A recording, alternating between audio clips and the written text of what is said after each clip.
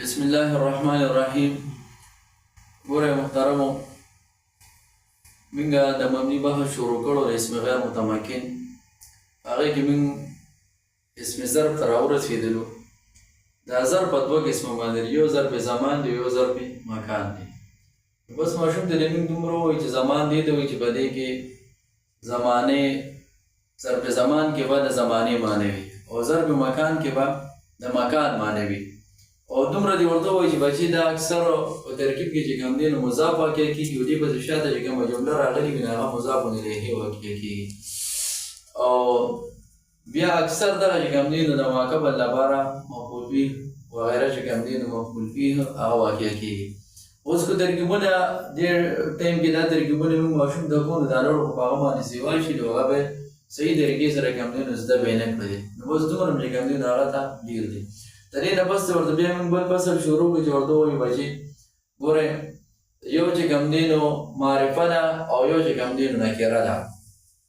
اسم په اعتبار د عموم او خصوص سره دا معرفه او نکرې سره. نو ساده پښتو کې ورته موږ وایو چې بچي معرفه دا خاص نوم ته وایي او نکره عام ته وایي. لکه خاص موږ ورته وایو چې ګورئ د انسانانو کوم نومونه شو زید عمر بکر وغیره یا د شهرونو یا د ملکونو داسې مردان سوابق کرات شي وغیره داسې نومونه چې کوم دي نو دا معرفه کې راځي. یا چې کوم دي نو زمزم اوبه شولې نو دا یا رمضان المبارک نو دا چې کوم دي نو بس کې راځي په معرفه کې راځي. او دا نور عام چې کوم نومونه دي لکه کتاب شو، پنسل شو، طالب شو، ولد شو وغیره دا په نکره کې راځي. نو دا په پښتو کې خبره چې موږ ماشوم ته وکړه. اوس ته موږ وایو بچي ته په عربي کې چې کوم دی نو دا معرفه او نکره څنګه پیژنې. نو ته ته به موږ وایو چې ګوره بچي د معرفې چې کوم دی نو د هغو قسمونه چې کوم دی نو کتابو والا ښودلي دي. یو ضمیر دی چې مخکې موږ کوم وویله او دویم چې کوم دی نو هغه علم دی ورته به وایو چې علم دا چې کوم دی نو نوم ته وایه. او دغه شان درېیم چې کوم دی نو اسم اشاره ده، څلورم اسم موصول دی، پنځم معرب باللام دی او شپږم چې کوم دی نو مضاف دی او دا اووم معرفه بالندا ده.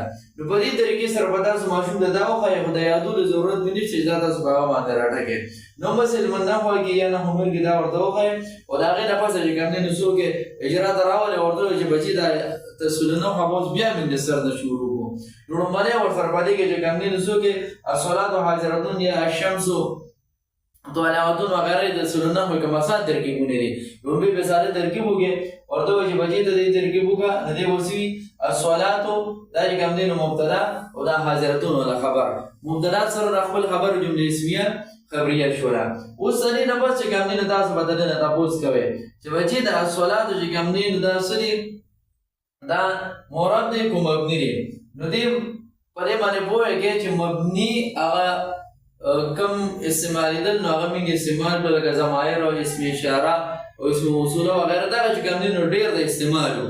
او د دې نه علاوه چې دا نور څومره دا معرب دي نو ورته وایي بچي د الصلاتو چې کوم دی نو دا څه دی، دا معرب دی. په معرب او مبني کې څه دی، دا معرب دی.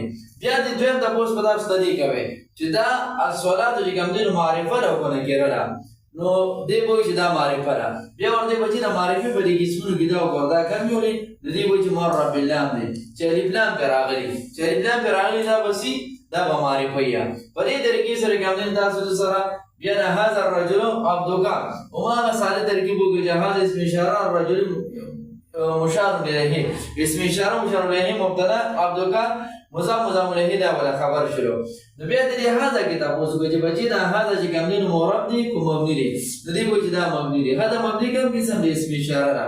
بیا ورته دا وایي چې دویم فصل ورپسې موږ وویل چې دا معرفه ده که نکره ده دا هذا. نو بچي سره د پدې کې وایي چې دا هذا معرفه ده که نکره ده. نو دې وایي چې دا معرفه ده. د معرفې په دې قسمونو کې دا کم یو دی، دې وایي چې دا اسم اشاره دی. دغه شان اسم اشاره چې نور څومره ترکیبونه دي نو په هغې کې ورسره هم دا اجرا د دې طریقې سره وکړئ. هغه هذا دی که هؤلاء دی که اولئک دی چې څومره دي ټول چې د ده په ذهن کې څه شي هغه راشي. بیا د الرجلو کې تپوس وکړئ چې بچي معرب دی که مبني دی، معرب دی. معرفه ده که نکره ده، معرفه ده. د معرفې کوم قسم دی، معرب باللام دی. ولې الف لام پرې راغلی دی. دغه شان چې کوم دی نو بیا د تپوس وکړئ انت ته راولې انت غلام زیدین هم به ساده ترکیبو کې چې انت مبتدا غلام زیدین مضاف مضاف الیه ول څه شو دا ولا خبر شروع خبر دوه چې انت مورب د کوم مبني دی نو به تاسو ودی دا کوي اجرا بلا طریقې چې مورب د کوم مبني نو مبني دا مبني کوم کې سم دي ضمیر مرفوع منفصل ترکیب کې څه واقع شوی دی بچي مبتدا واقع شوی دی ها اوس راته دا و چې انت معرفت کو نه کړی نو ګوره ورته دې په خپل باندې دی کې ګوري چې دا معرفه دی چې معرفه د معرفي کوم قسم دی نو دی وایي چې دا ضمیر دی اندازه کوم په ضمایرو کې ویلو ضمیر دی نه ضمیر دا وایي کوم دی په معرفه کې څه کو ورواچو دا شان چې کوم دی نو غلام زیدین کې دا تاسو کې چې دا غلام چې کوم دی نو مورب کوم مبني نو مورب دی خو بیا معرفه کو نه کړی دا غلام نو دی وایي چې معرفه دی دا معرفي کوم قسم دی نو ګوره غلام زیدین غلام مضاف زیدین چې کوم دی مضاف الیه نو دا غلام چې کوم دی نو څه دا مضاف راغلی دا معرفي به قسمونه کې مضاف